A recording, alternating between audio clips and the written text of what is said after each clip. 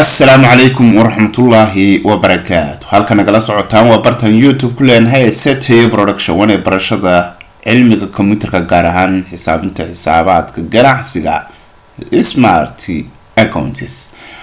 casharkeenan oo noqonaya casharkii 5-aad waxayna ku soo qaadan doonaa sidee u soo samaysanaa account u leeyahay mulkiilaha ganacsiga. si aan u soo samaysano waxaan tagaynaa qaybta ku taala dhinaca midig ee sare ee ku qoran tahay gear on ama settingska markaan click siino waxaan ka sii dooran doonaa qaybahan soo baxay qaybta ugu horeysa loo yaqaan your company qaybteeda chart of accounts waa meesha shaxda ama shax xisaabeedka laga soo dhiso. click markaan siino si aan gujino waxaan sii gudagali doonaa qayb markaasi ah qaybta loogu talagalay in laga soo sameeyo accountadaasi. sida taa markaan joogno waxaan saaka nooga soo baxay company-geena magaciisi qayb ku qoran tahay transactions iyo sidoo kale chart of accounts-ki aan hadda aan soo doorano halkan waxa ku qoran hadaynu halkan tagno new account cusub samayso ama ku darista new account cusub. hadaba new account markaan click siino saan ugu soo baxdo halka waxaan ku qori doonaa qaybtii account-ka magaciisa sare ahayd ee loo yaqaan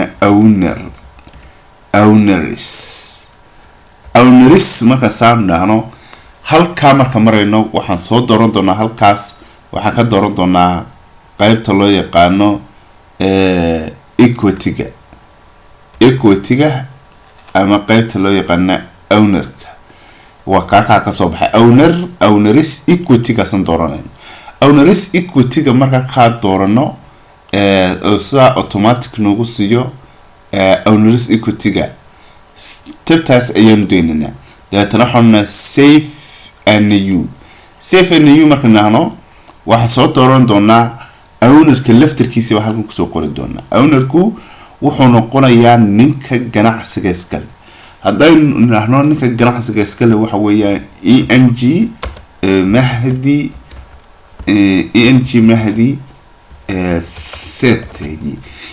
Mahdi Setay haddaan bixinaba dhib ma leh. dabeetana waxaan oranaa make this sub account kuna wuxuu noqonayaa owners ayuu noqonayaa owners. haddaan halkaa kusoo qorno